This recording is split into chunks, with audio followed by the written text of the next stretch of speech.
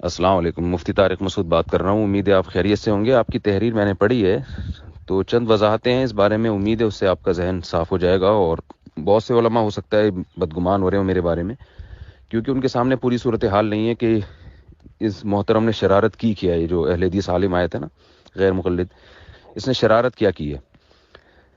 ہوا یہ تھا کہ بہت دنوں سے انہی کا کوئی اہل حدیث تھا، عامی آدمی، جو میرے پیچھے پڑا ہوا تھا کہ ہمارے ایک مناظر ہیں، آپ سے مناظرہ کرنا چاہتے ہیں، مناظرہ کرنا. اور پھر شور شرابہ کر کر کے نا محلے میں ایک شور مچایا ہوا تھا کہ یہ مفتی صاحب میرے سامنے بیٹھ نہیں سکتے، مناظرہ کر نہیں سکتے. تو میں نے کہا ٹھیک ہے، آ جاؤ، ان کو لے آؤ، بیٹھ کے بات کر لیتے ہیں اور طلاق ثلاث پر بات ہوگی. تو وہ جو ان کا اہل حدیث بندہ تھا اس نے کہا ٹھیک ہے. لیکن جب یہ بات ان مناظر صاحب تک گئی ہے تو انہوں نے کہا نہیں، 3 طلاق پر بات نہیں ہوگی. تو میں نے کہا ٹھیک ہے، پھر آپ بتائیں. تو پھر طے یہ ہوا کہ جی کچھ دیر تقلید پر بات ہوگی، کچھ دیر طلاق ثلاث پر بات ہوگی. میں نے کہا ٹھیک ہے، میں تیار ہوں اس کے لیے. تو میں نے ان سے کہا کہ تقلید کے بارے میں آپ کا دعویٰ کیا ہے، آپ لکھ کے بھیجیں. تو وہ جو دعویٰ لکھ کے بھیجتے اس میں سقم تھا. وہ بعض دفعہ دعویٰ ایسا ہوتا کہ ہمارا دعویٰ اور ان کے دعوے میں کوئی فرق ہی نہیں ہوتا. تو میں نے ان سے کہا، مجھے کہنے لگا آپ مجھ سے ایک دفعہ مل لیں صرف. میں نے کہا دیکھیں، جب تک آپ دعوے کو منقع کر کے لکھیں گے نہیں، میں آپ سے بحث کے لیے کسی قیمت پہ ایگری نہیں ہوں گا، کیونکہ ایک لا حاصل بحث ہوگی جس کا نہ سر نہ پیر. تو اس نے کہا ٹھیک ہے، بس آپ ایک دفعہ مل لیں. میں نے کہا ٹھیک ہے، آ جائیں، مل لیں. تو مل بیٹھ کے یہ طے کر لیتے ہیں کہ آپ کا دعویٰ ہے کیا. تو اس سلسلے میں وہ آیا اور اپنے ساتھ بہت سارے افراد لے کر آئے. میں نے اسے کہا تھا آپ جتنے چاہے افراد لے آئیں، اور بے شک آپ چاہیں تو ریکارڈ بھی کر لیں، کیونکہ میرے دل میں کوئی چور نہیں ہے، کیونکہ یہ ہماری ابھی بحث بھی نہیں ہو رہی، نہ یہ مناظرہ ہو رہا ہے. یہ تو میں یہ سمجھنا چاہ رہا ہوں کہ آپ کا تقلید کے بارے میں موقف کیا ہے، واجب، حرام ہے، ناجائز ہے، بدعت ہے، شرک ہے، اور تقلید کی ڈیفینیشن کیا ہے. اور یہ پہلے سے طے شدہ حقیقت تھی، اس پر گواہ ہیں کہ یہ بحث نہیں ہوگی. نہ تقلید کے وجوب کے دلائل دیے جائیں گے، نہ حرام ہونے کے دلائل دیے جائیں گے. اس پر بحث ہوگی نہیں. یہ صرف یہ ہوگا کہ آپ کا دعویٰ کیا ہے تقلید کے بارے میں. پھر جب یہ دعویٰ طے ہو جائے گا نا، پھر ہم اگلی نشست میں انشاءاللہ اس پر بحث کریں گے. پھر میں کتابیں بھی لاؤں گا اور حوالے بھی ہوں گے اور لائیو ریکارڈنگ بھی ہوگی اور سب کچھ ہوگا جو ہوتا ہے. اور تمیز کے دائرے میں بات ہوگی. جو پروفیشنل مناظرے کا جو طریقہ ہے کہ ایک دوسرے کو نیچا دکھانا، یہ سب کچھ نہیں ہوگا. لیکن میں نے کہا انشاءاللہ میں بیٹھوں گا اور بھرپور طریقے سے بات ہوگی. لیکن ابھی یہ جو نشست ہے اس میں صرف میں آپ کے دعوے کو سمجھنا چاہتا ہوں، آپ کا دعویٰ کیا ہے.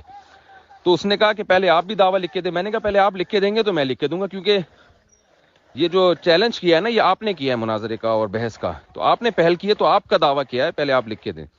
تو یہ نشست اس بارے میں تھی کہ بیٹھ کے وہ بتائے گا کہ یہ جو محترم آئے تھے کہ یہ ان کا دعویٰ ہے کیا.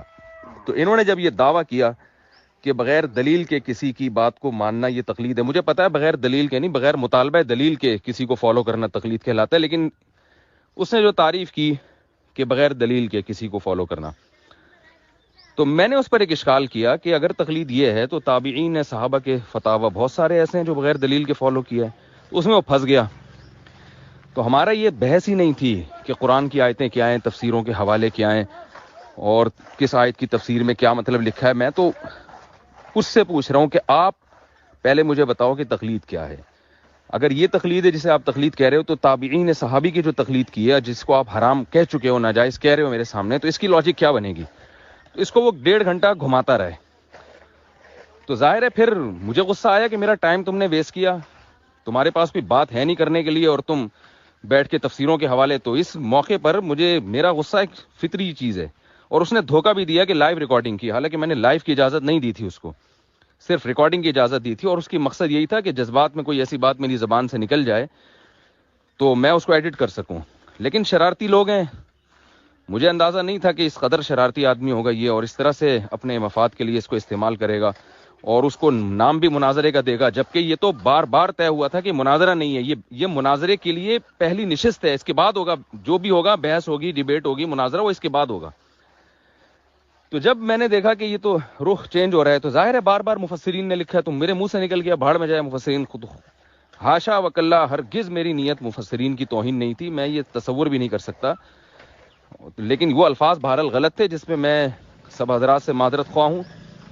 جتنے بھی ہمارے اکابر ہیں، علماء ہیں، تو میں اپنے بزرگوں کی، اکابر کی توہین کا تصور بھی نہیں کر سکتا. لیکن وہ ظاہر ہے مجاز بحث مضاف ہے نا، مفسرین کا مطلب یہ جو ان کے حوالے ہیں یہ بھاڑ میں جائیں، کہ یہ ٹاپک نہیں ہے ابھی، میں تو آپ سے آپ کے دعوے کی تنقید کرنا چاہ رہا ہوں، اس پہ یہ الفاظ نکلے۔ باقی حضرت مولانا امین اوکاڑوی صاحب وہ ہمارے بڑوں میں سے ہیں، اللہ نے ان کو علم عطا فرمائے۔ جو میں نے ان کے بارے میں کہا مفتی نہیں ہے، محقق نہیں ہے، تو محقق سے مراد بھی مفتی، تو ظاہر ہے مفتی تو نہیں تھے وہ، لیکن اس سے ان کی توہین مقصد نہیں تھی، ان کے منصب کو کم کرنا مقصد نہیں تھا۔ لیکن ظاہر ہے جب ایک چیز غلط رخ پہ چلی جاتی ہے پھر جو ہے وہ یہ سب باتیں ہوتی ہیں، اور جو وہ چاہتا تھا تو یہ شرارت ہے اس کی۔ تو میں انشاءاللہ اس پہ بہت جلد ایک ویڈیو بیان بھی ریکارڈ کرواؤں گا، اور آڈیو تو یہ جو میں آپ کو بھیج رہا ہوں، اگر آپ اس کو ذرا وائرل کر دیں تو بڑی نوازش ہوگی آپ کی۔